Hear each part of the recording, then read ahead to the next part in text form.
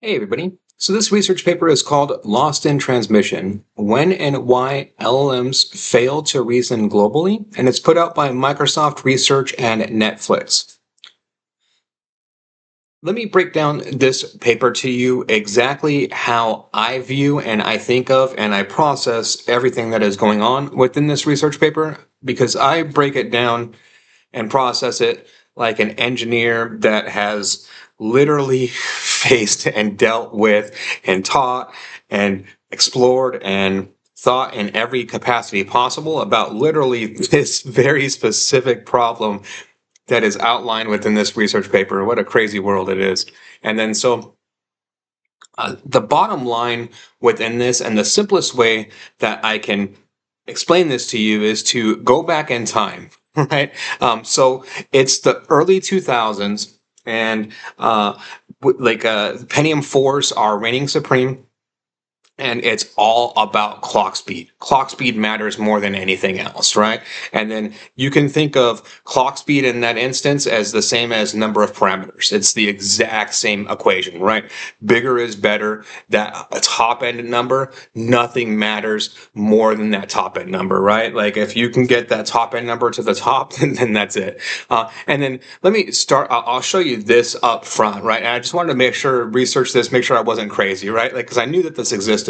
Someone in 2003 overclocked a Pentium 4 to 5 gigahertz. There's nothing on the market that has ever touched this in a million years. Like, you can't touch 5 gigahertz with current technology across the board, right? And then here it is, Pentium 4 2003, 5 gigahertz. So if all you care about is that top end number, that like all that matters to you is that very highest number, we cracked it 20 years ago, bro. And like 20 years ago, computers clock current computers and smoke current computers with that highest end number. And they have for a long time, right? Like going from the Pentium 4 to the Core 2 Duo was a massive decrease in performance in clock speed, right? But what was needed with that, and the reason for that, was literally this same exact situation, this bandwidth situation that is occurring within this research paper. So before I get into the technical aspects of what they're talking about, let me try to be more broad and specific and like just more broad overall within this. So within this research paper, what they break down is that they formally propose that LLMs and AI models are bounded by attention prefixes, and so like that they are bounded by attention bandwidth, which is interesting, right? Because the attention mechanism is the important part of this equation overall, and then so the attention mechanism represents the bandwidth, and then so I very simplistically in my mind, me engineer, me simple mind, the very first thing that this clicks to and I think of within this is system bus when we're talking about these guys, right? Like the reason why this doesn't smoke your current computer is because of system bus, because of the exact same issue that they're talking about here, right? Like the top end number isn't the end all be all. Like the top end number is good as a marketing mechanism and a marketing component, and they got good at that 25 years ago, right? Like yeah, you just give them the biggest number and then they can go wild over that. And then it took a lot like years, that's why I had a job for years, right, of re-education around these things in regards towards pointing out that this doesn't mean jack, like overall in the grand scheme of things, right? Because you have other issues, and like this would be the biggest one. Bandwidth would be the biggest one. And so that's all that this essentially breaks down, and they talk about, and then they relate. It's all we're just saying it's all related to attention bandwidth, right? I laugh around that because it's all accidental to me. Like I've been in kind of similar situations before, so I 1,000,000% understand like the creation of the attention mechanism overall, right? There's no way in heck, and I know a few of the creators of them that they ever anticipated that it would be what it is, right? Like that it unlocks exactly what it unlocks.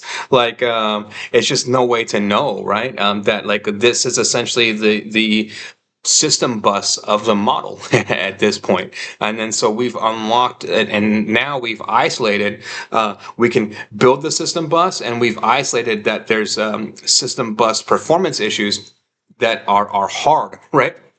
And then that's where they work into, and they break this down fully, right? So they break down every single question, problem, etc. that ever exists is broken down into either BAPO hard or BAPO easy.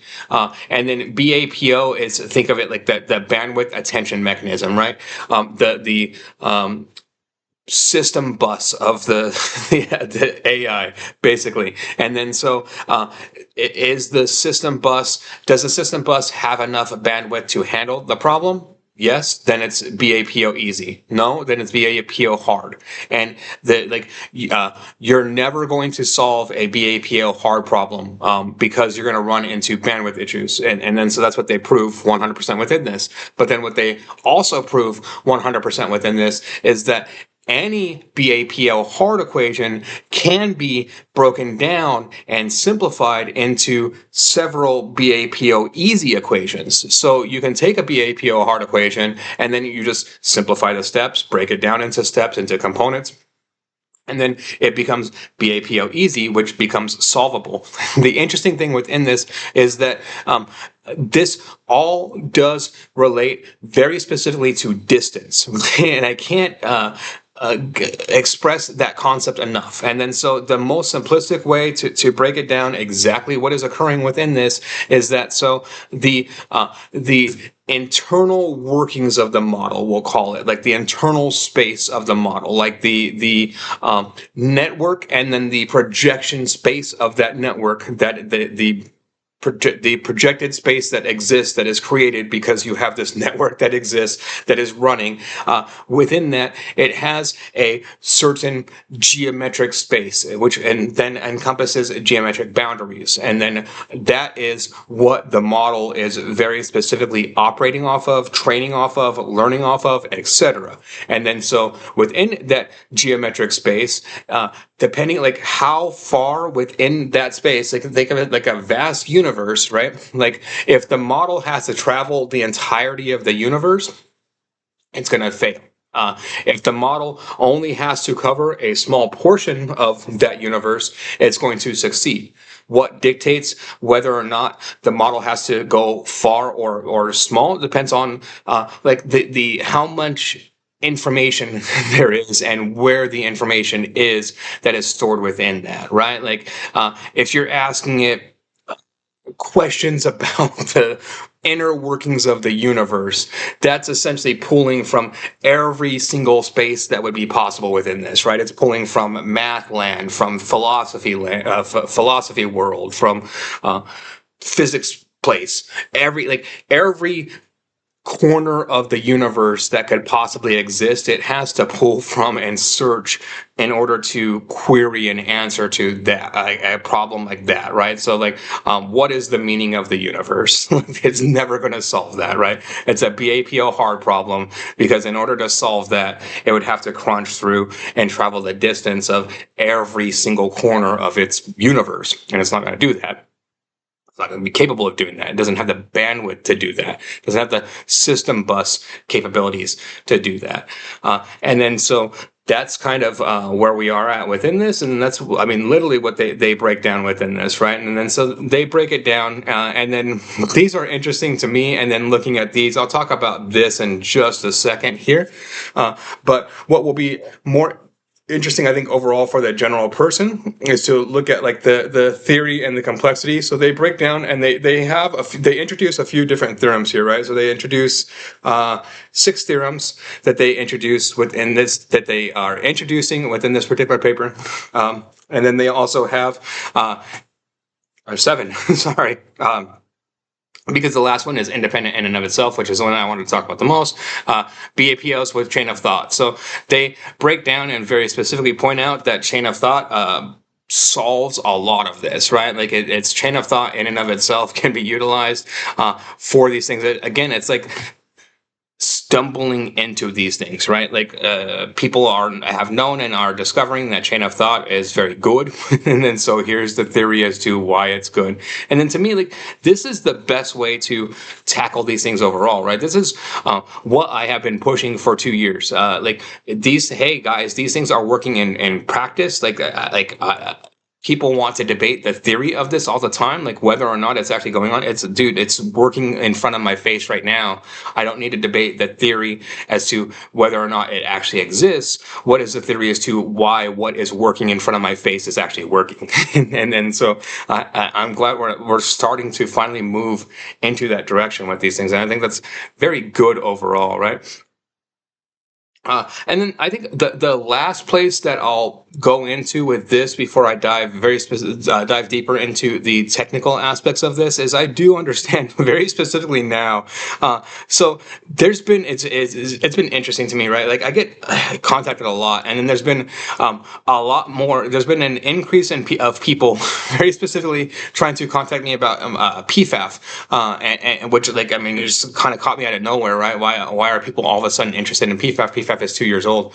I understand why people are a lot more interested in PFAF now related to this. And then I think there's a lot of avenues for commercialization and a lot of avenues to go down within that. What I'll say flat out within the, so like I have a lot of people hit me up about commercialization across the board with all these things, and then like so I talk very rarely about this on my channel, so this is another instance where I'll talk about it. Like I'm not interested in like Zyra models, PFAF, HDC, swarm algorithms. All of these things are one thing to me, right? Like if you want to all of a sudden make my universe swarm algorithms, or make my entire universe HDC, or make my entire universe PFAF function, I'm gonna quit on you in a week. Like I don't want that. Like and then so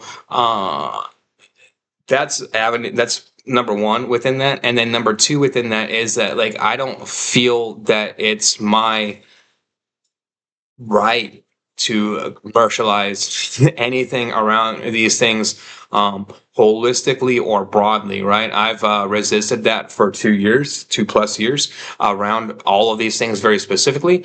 And then now that they are like all of a sudden getting attention, and then like people are starting to listen and like understand that there is actual commercial value here, that like it like it's open to the world to me. That's how I look at it, right? I want to make it. I've spent the last 2 years setting the groundwork very specifically so that Microsoft and Netflix research have to I'll frame it like this. Like, do you think that like Microsoft Research and Netflix like release papers like this out of the kindness of their hearts because like that they want to do a global good for the world? Do you think that's why this particular paper exists, or do you think that this particular paper exists because there were some people that resisted enough of the commercialization aspects of this to make it more of a public good? I'll leave it there. And then so let's talk about the technical components of this. And then so diving very specifically into the technical components. So within this, right, you go through, like this reminds me just again, very specifically, because I've spent so many years going through things like this, right? And then so this has been like my world for forever, for 20+ years, right? And then so this is like what we're looking at here is your typical system bus. So it's your system bus is made up of a CPU, your memory, and then inputs and outputs. Sounds kind of familiar, right? And then within that, you have the system bus that controls all of that. So on top of all of this, like the connecting layer, so the control bus, the address bus, and the data bus, and then all of this becomes kind of a unique internal units. So we can think of this as one unit, right? And then similar to transformers, right? So then think of this as a parameter. Like this would be one parameter, right? And then and like and one singular system. And then so within that, like people like, okay, this was cool for a while, and then what we start doing is we start doing like more complex stuff with it, right? Bus-based interconnection and parallel processing. Like we need to like start creating parallel systems within this. So like this whole architecture, all of this that exists, right? The CPU, memory, input and output, control bus, address bus, and data bus, each one of those components exists in each one of these processors. So you've got 3 of those systems in here, right? Like that whole system is in processor 1, that whole system is in processor 2, that whole system is in processor 3, and then you have another memory unit connected to that, and then you add the bus on top of that. So you essentially, like just like transformers, right? You're taking and shoving like exactly what was like the initial architecture, adding more onto it, and then adding it and bulking it out, right? Like, I mean, like probably where exactly they got the ideas for transformers when you think about these things and you break them down. But so within this, and then what becomes important and to recognize within this is that. So this is a closed system, right? And then it has different functions that need to talk to each other. The CPU needs to talk sometimes to the BIOS, and then you need to access the memory within this. And then so all of this is gated by the connections between these things, right? And then all of that is also gated by whether or not you can do functions in parallel, or you have to or serial, you have to do them like in a sequential order, right? And then serial is far slower than being able to do them parallel, but you only have a certain amount of, we'll call it like traffic lanes, right? There's only a certain amount of cars that can be on the road at any one time, and you're physically limited by the amount of cars that can be on the road at one time. And then so you have like really 2 levers that you can pull within this, right? You can add more cars to the road, or you can add more lanes to the highway, or you can, and then also too, you do have the lever of, again, serial versus parallel, which is a very important lever as well, right? Like that's the 3rd lever, and then like what ends up being for the last 20 years the most important lever within this, right? Because like no matter like it's essentially like you create multiple different highway systems in and of themselves by being able to parallelize as opposed to run everything serial, right?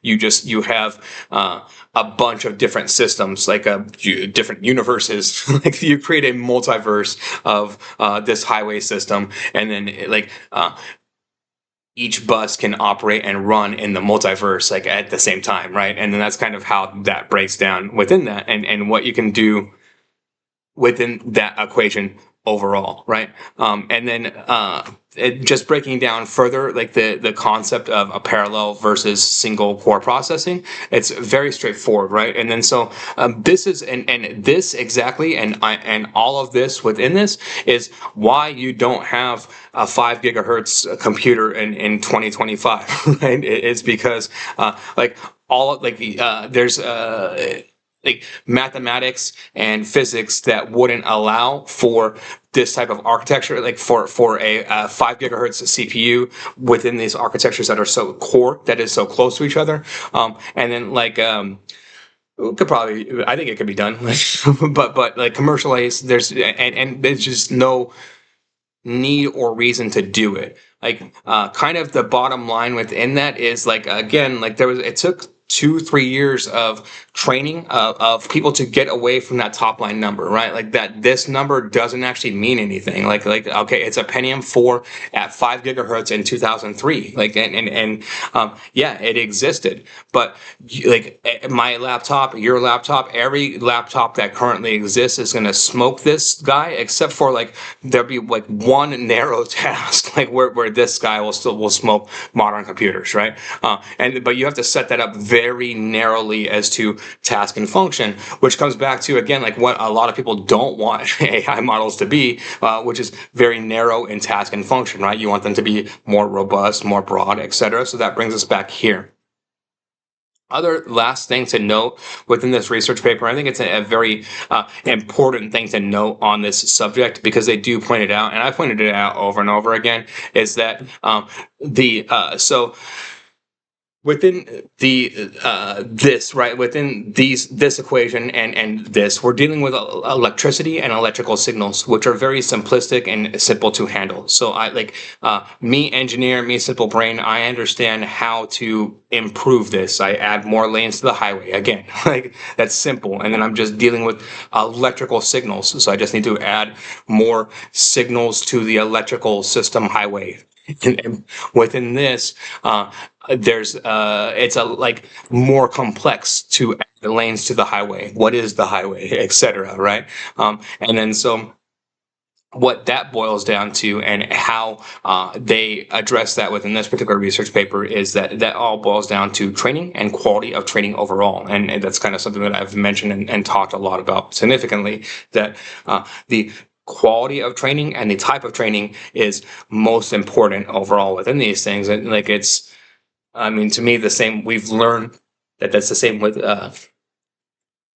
any sort of biological organism overall, right? That they are subject to those same types of things, that the quality of the training is just as important as anything else. And then that is the same result here with regards towards these bandwidth issues within these models. And then so kind of the bottom line is that there's a lot of room for growth within this equation, just like there was back here.